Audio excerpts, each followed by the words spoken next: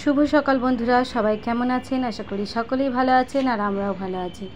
মিন্টুস ওয়ার্ল্ডের আরেকটি নতুন ব্লগে স্বাগত জানিয়ে শুরু করলাম একটি নতুন ভিডিও। আজ হলো রবিবার আর এখন আমি ছাদে উঠে সকালবেলা একটু এই ফুল গাছগুলো আপনাদের সঙ্গে শেয়ার করছি। উঠেই দেখি একটা ফুল ফুটেছে, ব্যাস মনটা অমনি ভালো হয়ে গেল।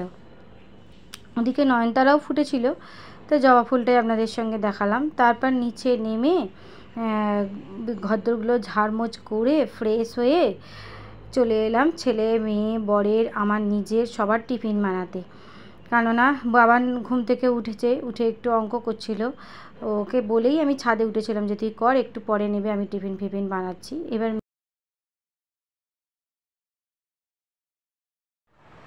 তো বন্ধুরা রান্না বলছি, টিফিন ফিফিন করা হয়ে গেল। বাবু আঁকতে চলে গেছে, এখন রূপের দিকে পড়াশোনা করছে, মানে লিখছে। এই যে দেখা যাচ্ছে,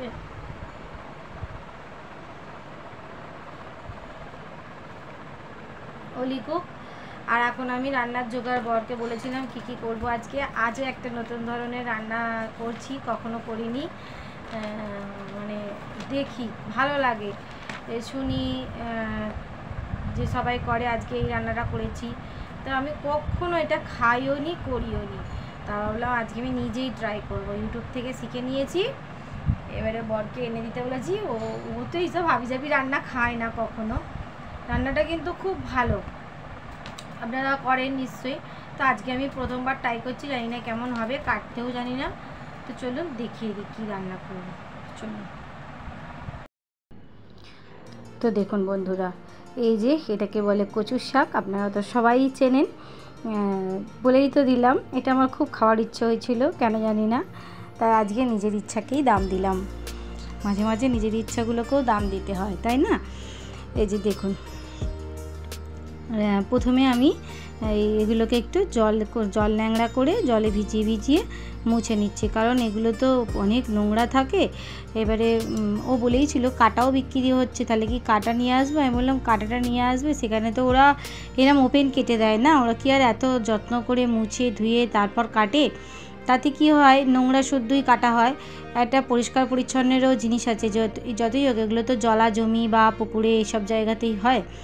ওই জন্য ভাবলাম যে না থাক, আমি নিজেই কাটবো, চেষ্টা করলে সবই পারা যায়, কি তাই না বন্ধুরা?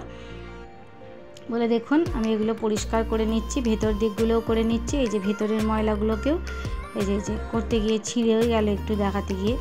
এনেছিল অনেকগুলো, আমি না আবার 4-5টা ফেরত পাঠিয়েছি। এত কি হবে আমি তো জানি না। এগুলো আবার ভাপানোর পর অনেকটা কমে যায়। দেখুন জলে কত নোংরা বেরিয়েছে। তো যখন আমি কুটে ভাপাতে বসিয়েছি, দেখি একদম এক গামলা, এই গামলাটা তো দেখতেই পাচ্ছেন এমন কিছু ছোট গামলা নয়, এইটার থেকে না আবার কমে গেছে, অনেকইটুকু হয়ে গেছে, 4 ভাগের 1 ভাগ। আর এটা না আমি রান্না করেছি, আমার দিয়েছি দাদাভাই দিদিভাইদের। ফোন করেছিলাম দাদাভাইরা বাড়ি আছে কিনা, সানডে তো অনেক সময় মানুষ সানডেতে ঘুরতে যায়। তো দেখুন পড়াতে আবার মেয়ে ওদিকে ক থেকে চন্দ্রবিন্দু লেখা হয়ে গেছে, ওটাও একবার দেখিয়ে দিলাম, ঠিক আছে লেখো আবার বলে। দিদিভাইকে ফোন করেছিলাম, দিদিভাই বললো হ্যাঁ তোর দাদা তো ভীষণ ভালোবাসে। এর আগেও আমি দাদাভাইকে জিজ্ঞেস করেছিলাম। এবার আমি ভেবেছিলাম দেখি কারোর থেকে আগে শিখে নিয়ে তারপর করবো। তারপর আজকে এমনই মনটা চাইলো, কেন আজকে করি। দেখুন কোটা হয়ে গেছে, পুরো আঁশটা ছাড়িয়ে নিয়ে যেভাবে দেখেছি সেইভাবেই করেছি। আর এখানে একটু রুপুর ঝোলের সবজিও কুটে নিয়েছি। আর এই যে দেখুন এতগুলো রয়ে গেল, ভাবছি এত দেবো কত হবে না, এরম আমার চিন্তা। কিন্তু মানে বিশ্বাস কি, আপনারা তো জানেনই এই রান্নাটা যারা করেছেন, মানে যতটা কুটেছি আরও ততটা কোটা হতো ওই বাকিটা দিলেও। আমি ভাবছি অতটা কি করব, তখন তো আর জানি না এটা এক্ষুনি নিমেষের মধ্যে একটুখানি হয়ে যাবে। তো নুন দিয়ে একটু ভাপে ভালো করে আবার ধুয়েছি, 2-3 বার করে ধুয়ে আবার একটু অল্প জল দিয়ে নুন দিয়ে ভাপাতে বসিয়ে দিলাম, ওটা ততক্ষণ হোক। আর এদিকে মাছের মাথাটা ধুয়ে রেখেছি, মাথা নয় পুরো মাছটাই ধুয়ে রেখেছি, কারণ এটা তো মাছ কিনতে হয়েছে, মাথা তো পাওয়া যাবে না নাহলে এমনি। মাছগুলোকে ধুয়ে ফ্রিজে তুলে রেখেছি, ওটা একদিন করব কোনো, আর মাথা দুটোকে নিয়ে করব। আর একটু চিকেন এনেছিল, চিকেনটাও ধুয়ে রেখেছি। এই দেখুন কতটুকু হয়েছে, দেখুন একদমই অল্প হয়েছে। এই যে আমি জলটা চিপে চিপে ঝাঁঝরির মধ্যে দিয়ে রাখছি, চিপে চিপে দিচ্ছি, তাও যতটা জল পড়ার ওই ঝাঁঝরি থেকে তলায় গামলার মধ্যে পড়ে যাবে, ওটা আর কি পুরোটা দিয়ে দিলেই ভালো হতো। তারপর তো রান্না করার সময় আরও জলটা মরে যায়। এবার এই নোংরা জলটা ফেলেও দিচ্ছি, কিন্তু জানেন তো একটুও কুটকুটে হয়নি, যেটা সবাই বলে হাত কুটকুট করে বা খাওয়ার পরে, কিচ্ছু কুটকুটে হয়নি, না হাতে আমার কোনো কুটকুটুনি ভাব এসেছে না খাওয়ার সময়। তো তেলের মধ্যে শুকনো লঙ্কা, তেজপাতা, 5 ফোড়ন, কাঁচা লঙ্কাকে একটু চিড়ে দিয়ে, যেটা এখন খুন্তি দিয়েই চিড়ে দিচ্ছি, এই সব ফোড়ন দিয়ে দিলাম আর কি। রান্নাটা দুরকমভাবে দেখেছি ইউটিউবে, অনেক রকম দেখাচ্ছে, কেউ চিংড়ি মাছ দিয়ে করছে, কেউ ছোলা দিয়ে করছে, কেউ এমনি এরম ফোড়ন দিয়ে মানে পেঁয়াজ আদা রসুন এইসব ছাড়া করছে, আবার অনেকে কেউ পেঁয়াজ আদা রসুন টমেটো দিয়ে করছে। তো আমি ভাবলাম যে টমেটো আমি দিইনি, তাই আমি ভাবলাম একটু অল্প করে ফোড়নে পেঁয়াজ দিই, যেহেতু প্রথমবার করছি। আর বলে এই দেখুন, আগে কিন্তু আমি মাছটা ভেজে নিয়েছিলাম, এইটা অ্যাড করতে ভুলে গেছিলাম, এখানে আবার ঢুকিয়ে দিয়েছি।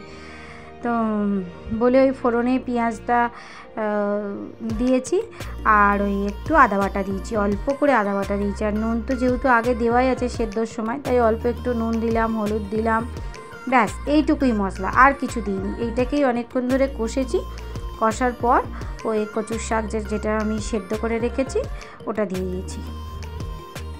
দেখছেন অনেকক্ষণ কষানো হয়েও গেল। সত্যি কথা বলতে প্রথমবার রান্নাটা করেছি বন্ধুরা, ভালোই হয়েছে। আমি নিজে বলবো না ভালো, কারণ যেহেতু আমি দিদিভাই দাদাভাইকে খাইয়েছি, দিদিভাই ফোন করে খাওয়া দাওয়ার পরেই বলেছে, মানে আমরা তখনও খাইনি, বলছে খুব সুন্দর করেছিস প্রিয়াঙ্কা, মানে ভালোই হয়েছে, ও দাদাভাইও খুব পছন্দ হয়েছে। দেখুন এবার ইলিশ মাছের মাথাটা হাত দিয়ে ভেঙে নিচ্ছি, খুন্তি দিয়ে ভাঙলাম না, যে কাঁটাটা যদি বেশি ঘেঁটে যায়, হাত দিয়ে একটু 2-3 টুকরো করে নিলাম, নিয়ে ওর মধ্যে দিয়ে দিলাম। এবারে তো জানেনই ওই জলটা যতক্ষণ না ভালো করে টেনে টেনে শুকনো হবে, দেখছেন কতটা আবার জল বেরোলো, ওটাকেই টেনে টেনে এখন শুকনো করব, করে নিয়ে এবার একটু চিনি দিয়েছি যাতে একটু মিষ্টি মিষ্টি ভালো লাগে।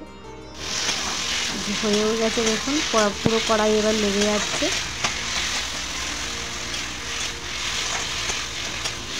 ভীষণ সুন্দর খেতে হয়েছিল, রান্নাটা তো খুবই সহজ, অথচ আমি খালি ভাবতাম কি এমন একটা কঠিন রান্না, কেউ কখন দেবে, কাকে বলবো, আমি এই চিন্তায় থাকতাম। মানে এটা আমার খুব ভালো লাগে। মাকে ফোন করে বলেছি, মা বলছে তুই পেরেছিস, আমি বললাম হ্যাঁ কিছুই ব্যাপার নয়। তো করেছি, ভালোই লাগলো, খেলাম। আমার বর এই খেতে চায়নি, এইটুকু অল্প করে খেয়েছে। আমার বর না খালি ঝোল ডাল সবজি এইসবই বেশি খায়। তো ওখানে দেখলেন রুপুর ঝোলটাও বসিয়ে নিলাম, আর এদিকে আমাদের চিকেনটাও কষিয়ে নিচ্ছি, ওই একটার পর একটা নাবাচ্ছি আর কি। রুপুর ঝোলটা সাঁতাল দিয়ে মানে ভালো করে হেলুনি মেরে কুকারে দিয়ে দিলাম। আর আমাদের চিকেনটা যেহেতু অনেকবার আপনাদের সঙ্গে শেয়ার করেছি, আর করলাম না, ওই কষানোর সময় একবার একটু দেখালাম। আর এদিকে দেখুন একটু আচার তুলছি, দাদাভাই দিদিভাই বাবু ভালোবাসে বড়বাবু, ওই জন্য লঙ্কাগুলোই খালি বারবার উঠে আসছে। আর এই আচার তো প্রসেনজিৎই খায়, মানে আমার বর, আর তো কেউ সেইভাবে খায় না, আমি নিজে খাই না, রূপু তো খায় না বাদ দিন, আর আমার বাবু রইল, বাবুও খুব অল্প এই আমের গুড়টা খায়, মানে গুড় আমের আচারটা খায়, ও এই সর্ষে আমটাই বেশি ভালোবাসে।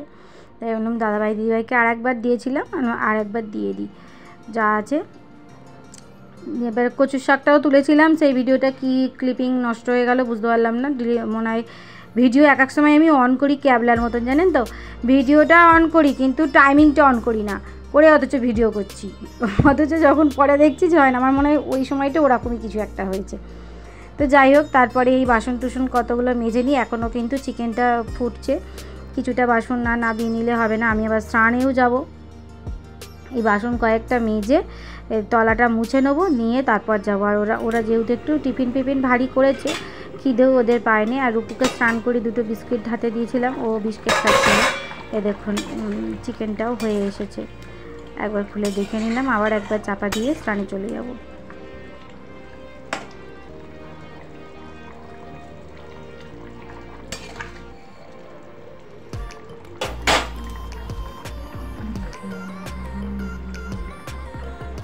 দেখছেন অলরেডি অনেকটা পরিষ্কার করেছি। আর এখানে এই তেলের কৌটোটা পরিষ্কার করে রেখেছি, তেলটা পরে ঢালবো, বিকেলের দিকে ঢেলে দেবো এই তেলটা।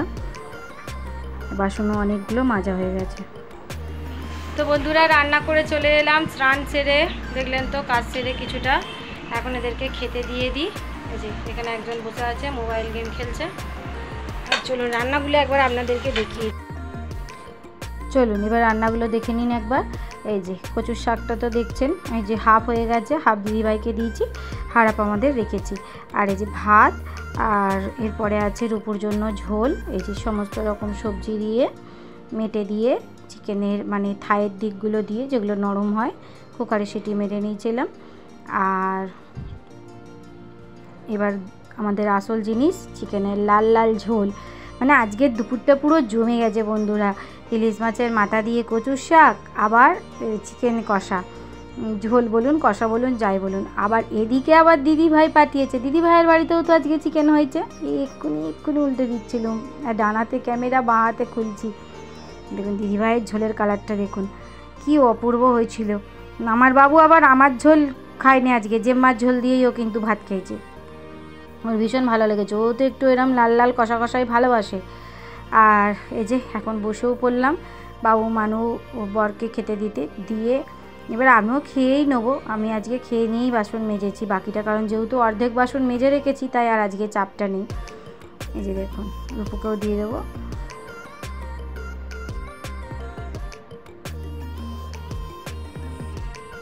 এবারে আমার বর এলো, এবার আমার বর দেখবেন, কিছু মনে করবেন না, আগেই সবার কাছে মাপ চেয়ে নিচ্ছি। ও আজকে ছেঁড়া গেঞ্জিটা পরেই বসে পড়েছে। ওর এই গেঞ্জিটাই যে কি মায়া আছে আমি জানি না, যতই ওকে ভালো গেঞ্জি পরতে বলি, গোলগলা গেঞ্জিগুলো তো পরে না, গরম হয় বলে প্রচুর আছে।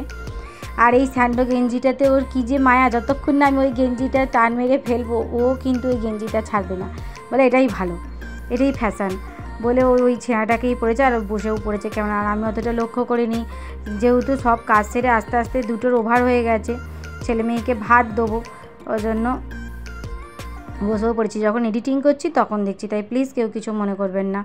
তারপর দেখুন খাওয়া দাওয়া সব হয়েও গেছে, আবারও বাসন টাসন মাজা, গ্যাস মোছা পুরো কমপ্লিট করে নিয়েছি।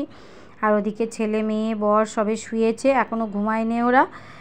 তো চলুন বন্ধুরা, আমার আজকের ভিডিওটা এই পর্যন্তই। সবাই ভালো থাকবেন, সুস্থ থাকবেন, দেখা হচ্ছে আবারও একটি নেক্সট ব্লগে। আর যারা যারা আমার ভিডিও এখনও দেখেন অথচ সাবস্ক্রাইব করছেন না কেন বন্ধুরা, প্লিজ প্লিজ প্লিজ ভিডিওটা প্লিজ সাবস্ক্রাইব করে দিন। সবাই পাশে থাকুন। নমস্কার বন্ধুরা।